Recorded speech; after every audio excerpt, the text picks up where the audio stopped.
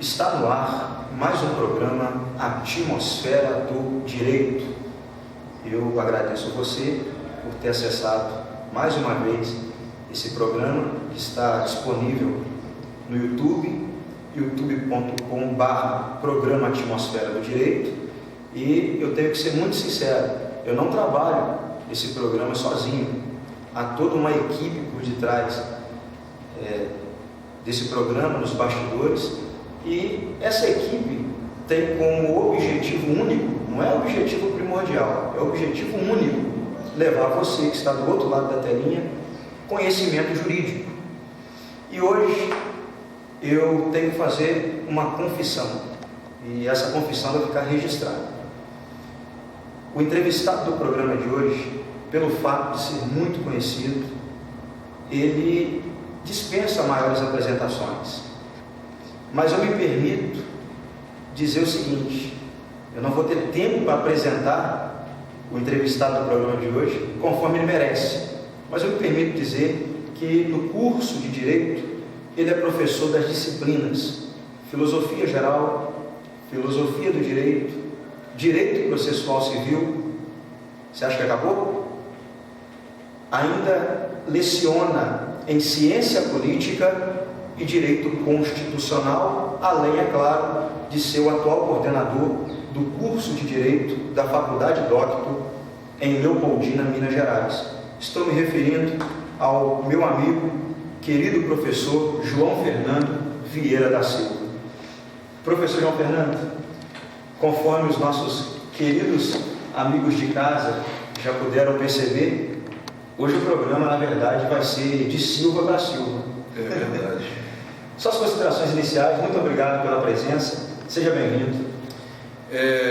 Inicialmente eu quero dizer que o Danilo faz considerações elogiosas a mim, muito mais por amizade, por confiança, respeito, afeto, do que por merecimento. Mas, de qualquer forma, quando ele externa afeto, isso me deixa muito bem. Não é à toa que o Danilo é um dos alunos que eu costumo brincar dizendo que é um dos meus filhos na faculdade. De certa forma, eu posso fazer escolhas afetivas. E o Danilo é um aluno que eu acompanho desde o início da faculdade, trajetória desde o início. É muito esforçado, muito concentrado, muito focado, muito participativo, muito ético, uma excelente pessoa e certamente com um futuro jurídico brilhante. E a gente se identifica com algumas pessoas não é sempre fácil explicar isso racionalmente. Algumas explicações só a transcendência é capaz de ver. Eu tenho uma identificação especial com o Danilo e é por isso que eu acho que ele externa tanto afeto e tanta admiração por mim. A bem da verdade, eu queria também parabenizar o Danilo por essa iniciativa e todo o staff que com ele trabalha. É algo empreendedor e eu gosto de ver coisas com esse caráter no direito. Eu entendo que o direito precisa de novidade, precisa sair do mais do mesmo, e vejo no Danilo e nesse tipo de programa, nesse tipo de atividade, algo muito impactante e que certamente vai gerar sempre bons frutos. Eu, na verdade, me sinto extremamente animado pelas palavras que ora acabaram de ser proferidas pelo professor João Fernando em minha direção. E a honra é toda nossa, professor, e eu tenho certeza que quem vai ganhar hoje é quem está em casa assistindo o programa de hoje. E eu trouxe assuntos hoje aqui para conversar com o professor João Fernando, estritamente ligados à seara do direito constitucional. Então eu já quero introduzir, para fazer a primeira pergunta ao professor João Fernando, o seguinte: professor João Fernando, sem sombra de dúvidas, a Constituição Federal brasileira, promulgada no dia 5 de outubro de 1988, a chamada Constituição Cidadã, é uma conquista da nossa democracia.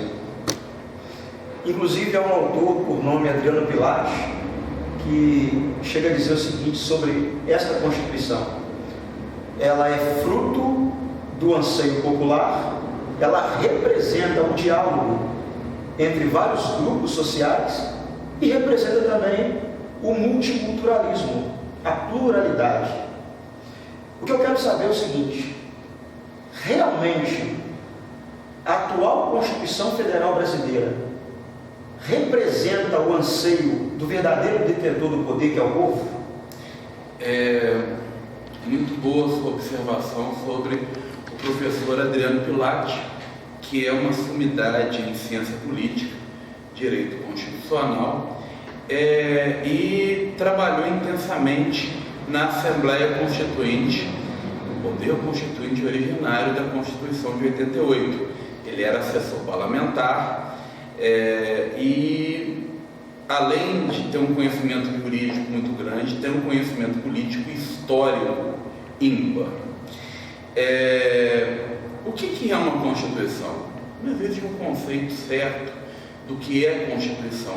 Aliás, no direito hoje é mais razoável não trabalhar com conceitos. Eu prefiro autores como Hart, que ao invés de conceitos procuram trabalhar no direito com características, elementos identificadores. A Constituição não tem um conceito unívoco, não tem um conceito único, não tem um conceito perpétuo universal. A Constituição cria o Estado. Eu prefiro a fala do professor Inocêncio Coelho. No Brasil, a Constituição foi concebida após um processo muito duro de governo militar, ditadura, censura, perseguição política dos chamados inimigos do Estado, que na verdade eram inimigos críticos do governo. E a Constituição de 88 tratou-se de um grande pacto entre grupos que estavam ligados, atrelados aos grupos mais conservadores, aos militares durante o governo militar, e pensamentos mais progressistas, mais de esquerda ou mais social-democrata. A Constituição é um grande pacto. A tentativa de criar um instrumento, um norte para o estabelecimento de um verdadeiro Estado democrático de direito. A Constituição de 88, tem um autor chamado Oscar Vilhena, ele diz o seguinte, que essa Constituição é uma colcha de retalhos, porque ela tem um globo de interesses muito grande. Do mesmo modo que ela fala de função social da propriedade, ela fala em livre iniciativa. Ela fala em desenvolvimento, mas fala também em desenvolvimento sustentável. A Constituição fala em sociedade livre, justa e solidária, erradicação da pobreza, da miséria, direito à educação, direito à saúde, direito à alimentação, dignidade da pessoa humana, cidadania, pluralismo político. A Constituição é uma carta repleta de boas intenções. Se ela representa realmente um anseio do povo, duas análises podem ser feitas. A primeira, do ponto de vista ideal, sim. A Constituição cristaliza um dos melhores momentos da história do povo brasileiro, um pacto de redemocratização. Então, ela representa sim o anseio popular. Agora, uma segunda visão mais sociológica, talvez com um viés também econômico, crítico, uma visão do outsider, uma visão de fora do direito, vai dizer que a Constituição não representa a vontade popular no que concerne à aplicação, interpretação, e especialmente o tipo de emenda constitucional, o tipo de mudança na Constituição que costuma ser feito.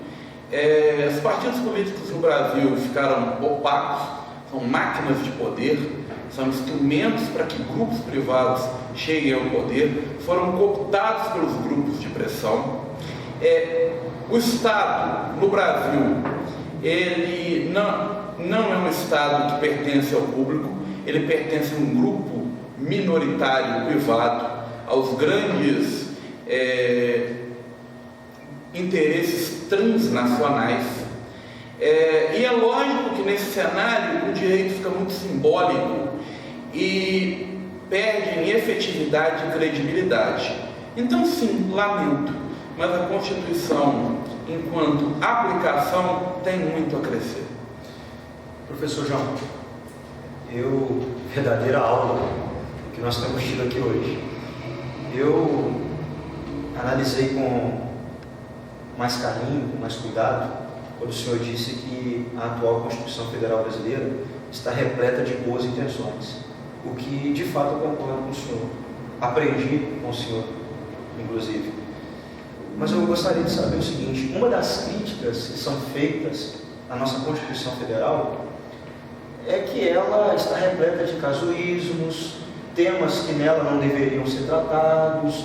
Eu gostaria de saber se isso de fato procede, se não procede, e se realmente alguns temas que estão na redação da nossa atual Constituição Federal não deveriam propriamente nela estar. Sobre isso, existe aí uma grande divisão entre respeitáveis doutrinadores do direito constitucional sobre o caráter extenso analítico da Constituição. O Luiz Roberto Barroso sempre escreveu que a Constituição brasileira ela desce a minúcias desnecessárias. Existem matérias ali que, do ponto de vista formal, são constitucionais, mas do ponto de vista material não são constitucionais. O ministro Luiz Roberto Barroso, o professor Luiz Roberto Barroso, diz que temas como questões de direito tributário e questões econômicas, de direito financeiro inclusive, não deveriam ser reguladas pela Constituição, que deveria fixar normas, bases, princípios, procedimentos, e esses temas deveriam ser regulados por lei.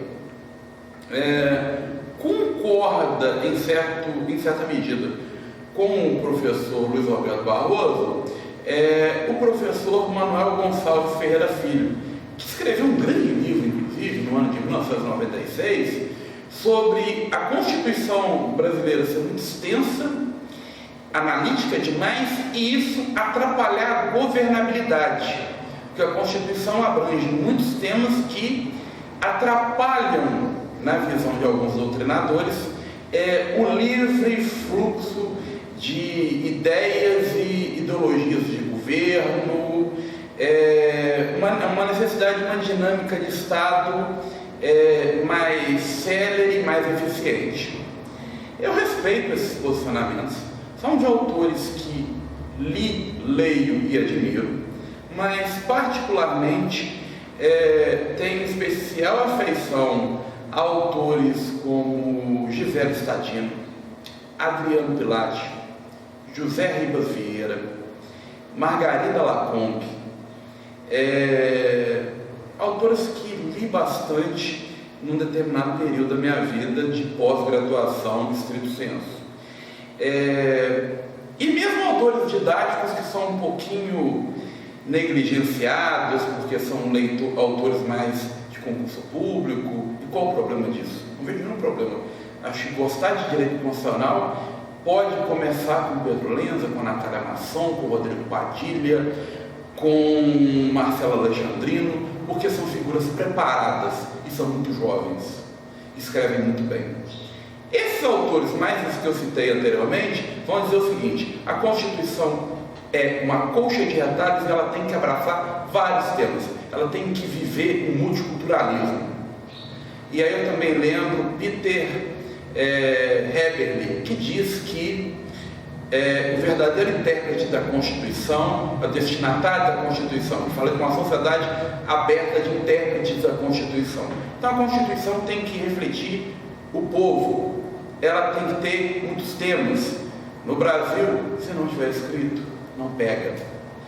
É isso que eu penso. Agora, professor João Fernando, tem uma crítica que também é feita à nossa atual Constituição Federal, e ela é muito também feita pelo povo, de um modo geral. Os operadores de direito sempre se deparam com essa crítica no curso de direito, os advogados que estão militando, cada qual em sua área, mas eu particularmente tive uma grande dificuldade quando entrei no curso de direito para lidar com a linguagem da nossa Constituição, uma linguagem mais pernóstica e que deveria talvez ser mais acessível ao povo, e o povo acaba não entendendo direito o que em muitos momentos em sua redação a Constituição Federal ela quer dizer. Como é que a gente pode tentar equilibrar esse impasse entre o que a Constituição Federal diz, numa linguagem alta, ao povo que deseja entendê-lo? Essa pergunta é muito instigante. Primeiro, eu ouvi do ex-ministro do Supremo Tribunal Federal, que foi presidente do Supremo Tribunal Federal, foi presidente do TSE, ministro Carlos Aires Brito, o seguinte: leia a Constituição e seja lido por ela. O entendimento do texto constitucional não demanda só racionalidade, tem um quê de intuição, tem um quê até místico. Segundo, patriotismo constitucional é algo que a gente precisa demais. O Brasil precisa criar padrões melhores de pedagogia cívica, que é um tema que o Dewey estuda bastante. Patriotismo constitucional do Viroli e do Habermas quer dizer amor à Constituição, amor a uma pátria constitucional. Então, leitura da Constituição, uma vez, duas, três, quanto mais ela for lida, mais fácil ela vai ser compreendida. No Brasil, nós somos reféns do bacharelismo liberal, de uma linguagem jurídica de muita pompa, circunstância, de uma linguagem pernóstica, sim, de uma erudição um tanto quanto desnecessária e de um direito de muita pompa e de muitos termos recheados, eu diria. Entendo que os livros mais didáticos para concurso de direito constitucional estão sanando dúvidas quanto à interpretação e leitura da Constituição. De autores que eu já mencionei aqui, um deles o Pedro Lenza, outro autor aqui, o Marcelo Alexandrino. Muita gente da academia pode fazer cara feia para a menção desses autores, mas eu entendo que o que o meu aluno entende é o que eu entendo. Esses autores estão trazendo uma linguagem mais didática de Constituição. E segundo, eu acredito muito no seguinte: num crescimento educacional do povo brasileiro. Temos mais vagas em instituições superiores, mais vagas em instituições públicas, FIES com mais vagas em instituições privadas, programas de bolsa, de incentivo. E quanto mais estudo tivermos, nosso padrão civilizatório e a nossa capacidade de entender leis e entender e seguir a Constituição evoluirá. Do ponto de vista constitucional, eu sou um habermasiano. Eu acredito que o direito e que a Constituição é um médium, é um veículo, sim, para a plenitude da vida, para a emancipação do homem, para superar os problemas da colonização do mundo da vida, da burocratização e da monetarização. Ok. Professor João Fernando, a nossa Constituição Federal, ela tem um guardião, que é o Supremo Tribunal Federal. Inclusive, cabe a esta distinta corte realizar a chamada mutação constitucional. Eu lembro até que quando eu tive esta aula falando sobre mutação constitucional, eu fui extremamente confrontado, porque eu, na minha ignorância, nunca pensava que a Constituição Federal pudesse ter como guardião um órgão, ainda que fosse do Poder Judiciário, porque, na minha ignorância, conforme eu já disse, eu pensava que o povo era quem fazia, na verdade, a guarda, exercia essa guarda em relação à Constituição Federal. Mas eu me lembro que, quando eu aprendi sobre mutação constitucional, houve um caso que na época estava em voga, que foi muito citado em sala de aula, o famoso caso do mensalão na Ação Penal 470, quando, naquela ocasião, o então deputado João Paulo Cunha, depois de ter tido seu mandato cassado, sofreu a perda automática do mesmo. Eu quero aproveitar essa pergunta para pedir ao senhor que esclareça a quem está em casa agora o que é mutação constitucional, como se dá, e se é nesse caso que, ora citei, houve de fato uma mutação constitucional. Bom, os processos de mudança constitucional é uma nomenclatura que meu amigo, o professor Fernando Bentes, gosta mais de utilizar. O outro amigo meu, o professor Cristiano Vec, também prefere essa terminologia. São mecanismos formais e informais. Os mecanismos formais no Brasil são basicamente a revisão constitucional, que foi realizada uma só vez, em 1993, a previsão nos atos e disposições constitucionais transitórias era de uma só revisão constitucional, em 1993, 5 anos após a Constituição,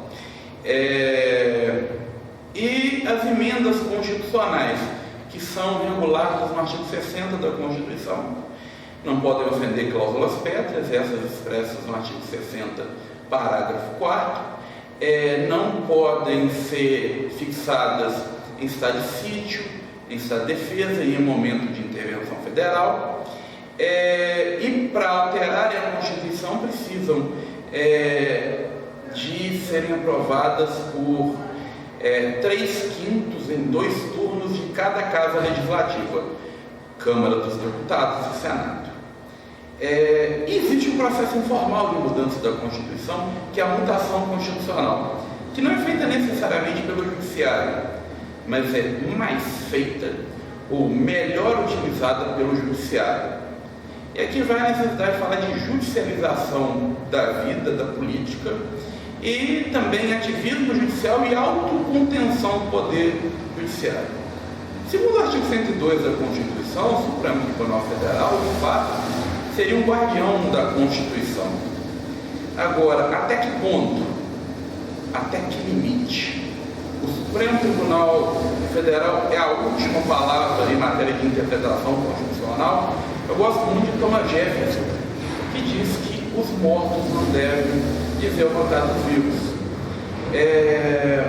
O que nós devemos ter em mente é que o Supremo Tribunal Federal pode fazer mutação constitucional, mudar a interpretação de um dispositivo constitucional, como no caso da Ação Penal 470, da condenação criminal do então deputado João Paulo Cunha, do PT, e a cassação de mandato. O que o artigo 54 e 55 diz é que para ser cassado o mandato de um deputado federal condenado criminalmente pelo STF, com trânsito em julgado, tem que existir votação no plenário. Não pode ser feito sequer pela mesa diretora. E o STF decidiu o contrário, falou não, é feito automático, utilizou o artigo 15, inciso 3º, salvo engano, para dizer isso da Constituição, é feito automático de uma sentença condenatória proferida, de um acórdão, de um voto condenatório de um deputado federal na ação penal, que imediatamente ele perde o mandato. Gilmar Mendes foi o grande mentor dessa tese. Eu tenho medo quanto à mutação constitucional mal utilizada. José Afonso da Silva escreve muito bem sobre esse tema. E fala, é uma alteração informal na interpretação, mas não pode transbordar certos limites. E eu acho que o judiciário tem que ter mecanismos de autocontenção. Ele não pode falar de tudo e ele não pode decidir o que ele bem entender. O Supremo Tribunal Federal diz o direito constitucional hoje no Brasil. Alguns acadêmicos entendem que isso seria um tanto quanto abusado. Isso até sufocaria a evolução da doutrina no Brasil. Eu tenho profundo respeito pelo Supremo Tribunal Federal, admiração e leitura voraz das discussões e decisões do Supremo Tribunal Federal.